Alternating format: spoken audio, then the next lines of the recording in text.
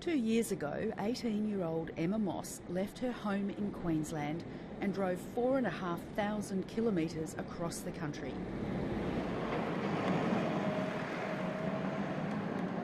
She'd taken a job on a remote cattle station in WA's Kimberley region, something she'd dreamt of doing since she was 13. I always knew that I wanted to come up north. I think, my friends' brothers and sisters, they were coming up north, seeing photos, hearing stories, and then through bush recruitment, I got a job. Emma, who grew up on a 40-hectare hobby block outside Toowoomba, planned a gap year working as a ringer on Nerima, a 200,000-hectare station. She stayed in the West for 2 years. We muster, process the cattle in the yards, draft, vaccinate, do everything like that, get ready to truck them if they need to, walk them back out to the paddock, and then besides the cattle work, which takes up a good percentage of the year, we've got to do maintenance stuff. So we do a lot of fencing, but then build verandas or plumb toilets or paint or whatever needs to be done, really. She can now weld, shoe a horse, do an oil change on a ute or motorbike, and ride outback style. I've kind of always grown up with horses, just pony club stuff, so not this Western camp drafting thing. And so that was different. That was also another new thing to learn, which I loved. I probably will use that now for the rest of my life. At Nerima, Emma bought a second-hand camera from the station cook, Dan McIntosh. You may remember Cookie from the Landline profile in 2014.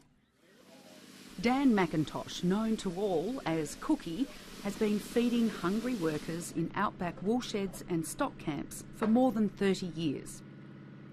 Well, in the camp I do all the cooking and that, and every now and then I duck over the yards if they need a hand or anything over there, They love their tucker and that, because they're young and they work hard and that.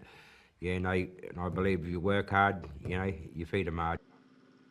But that's not the only thing this 52-year-old knockabout has on the boil. Never in a million years would you think that it'd become a book. An acclaimed photographer who's published 2 books, his Facebook page has more than 122,000 followers. Cookie gave Emma some tips. Kind of just started off just taking photos just so that I could have them to show my parents and, have on my computer, but it turned out that I had a bit of an eye for it, I guess. She set up an Instagram page called Life on a Station. After a year, she had over 7,000 followers, including a clothing company in the US which offered sponsorship. Heaps of people messaging me like, oh, where can I go to find a job? Where should I apply? I think it's opened people up to seeing what's up here because it's such a, not secretive, but it's such an unknown area, which is crazy because of how big it is. Yeah, it's a really cool lifestyle, and I think more and more people kind of want to have a piece of it. She loves the vastness of the Kimberley and its light. You just can't beat it. Just seeing literally as far as the eye can see, nothing's blocking it. You go for rides sometimes or, walking cattle out and the sky is pink and purple and it's just, I don't know, there's so many moments that I've had that you're just like, I'm getting paid for this. This is so cool. For school leavers, especially girls, heading up north is an increasingly popular gap year adventure. Emma's heard young women and their parents nervous about working up north get peace of mind from her photos. What Emma is doing as a young female in sharing her photos, she's reaching a far broader audience and therefore really changing the perceptions, getting young girls to think about the opportunities that they can have, not only to come up to the station for maybe 12 months experience, but also developing a career up in our region. To tap into a previously potentially underutilised resource in our young women is really important for the future of our industry, and Emma Moss is contributing largely to that. Catherine Marriott says the success of Emma's Instagram account shows the power of social media and why the pastoral industry must take it seriously. the role that Emma Moss is playing is fundamental. It's not yet fully understood by the industry, but people that live in cities get their stories, they get their news on social media. Social media is not a thing that is, you know, a little sort of in the past. It's here, it's cemented, it's how people are getting their information.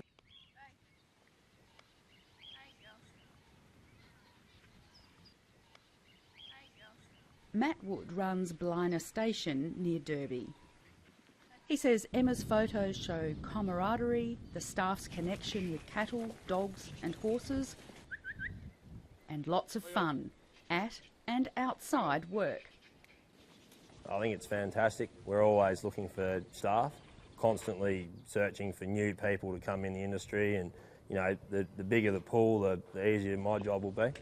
So being able to, you know, have some exposure to people who would otherwise not know we exist is certainly an advantage. There's a trend in the north. More women than men are applying for jobs.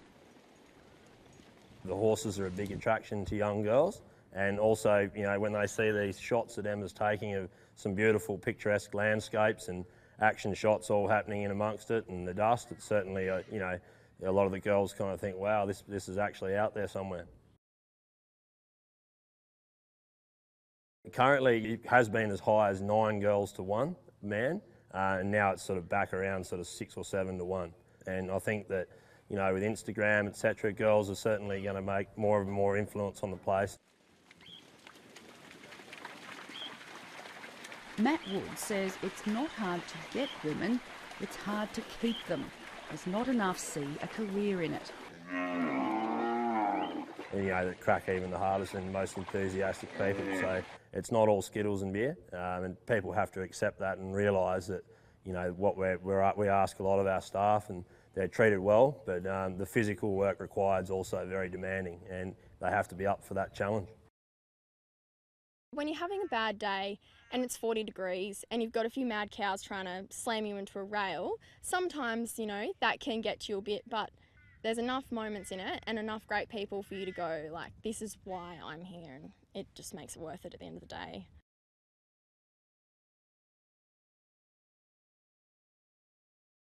Emma Moss is planning a career in the pastoral industry and has returned home to study a degree in agriculture.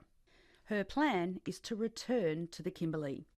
My main interest is soil nutrition to plant nutrition to animal nutrition, and I feel like there is a bit of a gap in that understanding up here. I mean, obviously I don't fully understand it yet, that's why I'm going to uni.